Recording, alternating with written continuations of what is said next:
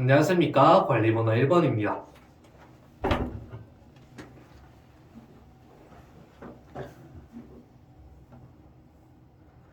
답변 시작하도록 하겠습니다.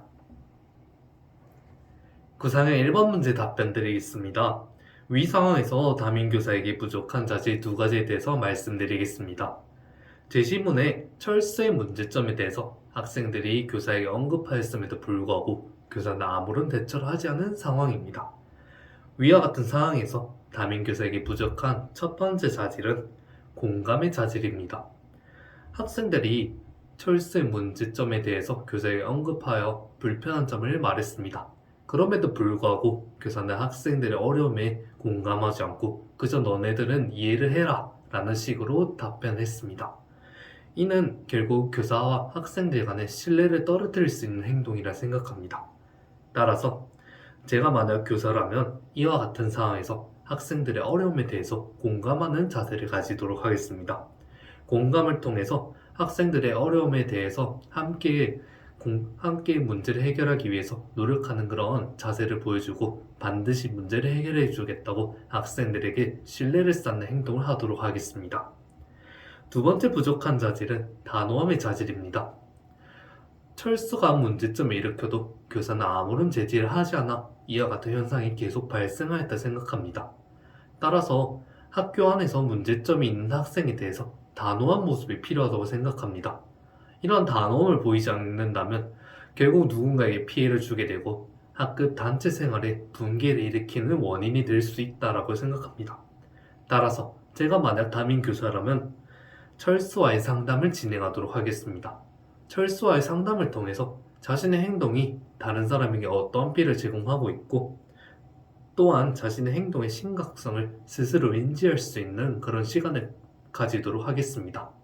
이와 같은 과정을 통해서 서로가 학급의 문제점에 대해서 자유롭게 얘기하고 문제점 해결해 나감으로써 건전한 학급을 형성할 수 있도록 노력하는 담임교사가 될 수 있도록 하겠습니다. 이상입니다. 구상형 2번 문제 답변 드리겠습니다. 기초학력이란 학생들의 자신감이고 곧 이것이 수업의 흥미로 이어진다 생각합니다. 하지만 기초학력이 부족하게 된다면 자신감이 떨어지고 수업의 흥미가 떨어져 결국 무기력한 학생으로 전락할 수 있다라고 생각합니다. 이와 같은 문제점 해결하기 위해 담임교사로서 할 수 있는 방안을 말씀드리겠습니다. 첫 번째로 학생에게 단계별 학습 미션을 제공하는 것입니다. 기초학력이 부족한 학생에게 처음부터 어려운 과제를 제공하는 것이 아니라 학생의 수준에 맞고 흥미를 유발할 수 있는 과제를 제공함으로써 성공 경험을 제공하게 된다면 더욱 자신감을 가지고 학업에 적극적으로 임할 수 있을 것입니다. 다음으로 학교 측면에서 두드림 학교를 운영하도록 하겠습니다. 저희 경남교육청에서 두드림 학교를 운영하고 있습니다. 두드림 학교를 통해 학생의 기초학력 부족 문제를 진단하고 이를 해결하기 위한 학습 프로그램을 만들어줌으로써 기본 학습을 성취할 수 있도록 그렇게 만들어주는 제도입니다. 이러한 학습 코칭을 통해 우리 아이들이 다시 한번 학습에 대한 자신감을 얻고 성장할 수 있는 환경을 만들어주도록 하겠습니다. 세 번째 방안으로 학급 친구와 멘토 멘티 프로그램을 운영한 것입니다. 친구와 함께 공부를 할 때 더욱 거부감이 들지 않고 재미있게 학습할 수 있다는 것입니다. 학급 안에서 학업에 조금 우수한 친구들과 같이 멘토 멘티 프로그램을 진행함으로써 또래와 학습을 통해 자신이 부족한 점이 무엇이고 어떻게 학습을 하는지 서로 얘기를 하는 과정을 제공해 주도록 하겠습니다. 이러한 지도를 통해서 저희 경남교육의 비전이 배움이 즐겁고 함께 가꾸어가는 교육을 실현할 수 있다고 생각합니다. 이상입니다. 구상형 3번 문제 답변 드리겠습니다.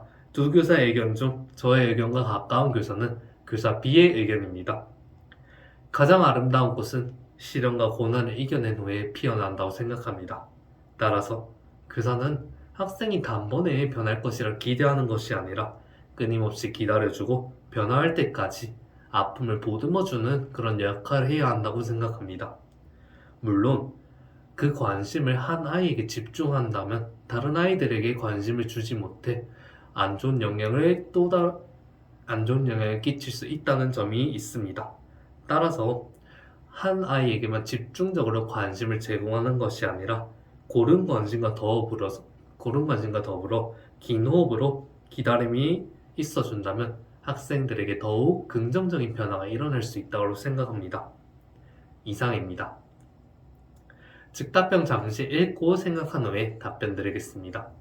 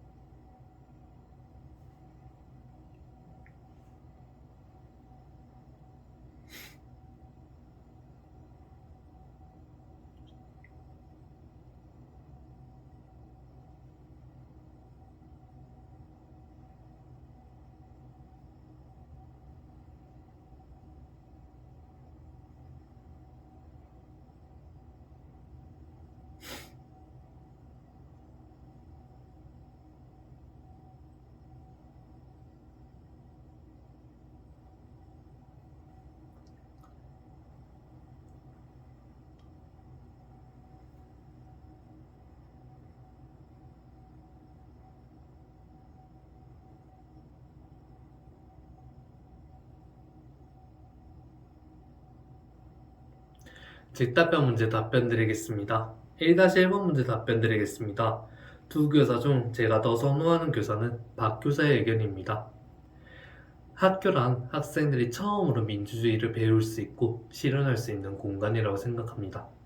민주성이란 것은 변하는 시대에 있어서 학생들이 반드시 갖춰야 하는 자질 중에 한 가지라고 생각합니다. 따라서 학생들의 자율성을 존중하고 서로 협력하여 소통함으로써 학급에 도움이 될 수 있는 그런 방안을 스스로 생각할 수 있도록 마련해주는 기회를 제공하는 것이 반드시 필요하다고 생각했기에 저는 박 교사의 의견을 선택했습니다. 1-2번 문제에 답변 드리겠습니다. 위와 같은 상황에서 제가 어떻게 대처했을지 말씀드리겠습니다. 이 교사와 박 교사가 현재 각자 이 교사는 규정을 강조하고 박 교사는 자율성을 강조하고 있습니다. 이와 같은 상황에서 우선 학생들에게 자율성을 먼저 제공해주자 라고 설득해 보겠습니다. 처음부터 교사가 강압적으로 모든 규칙을 설정하고 만들어낸다면 학생들은 이 규칙에 대해서 책임감을 느끼지 못하고 오히려 더 거부감을 느낄 수 있다라고 생각합니다.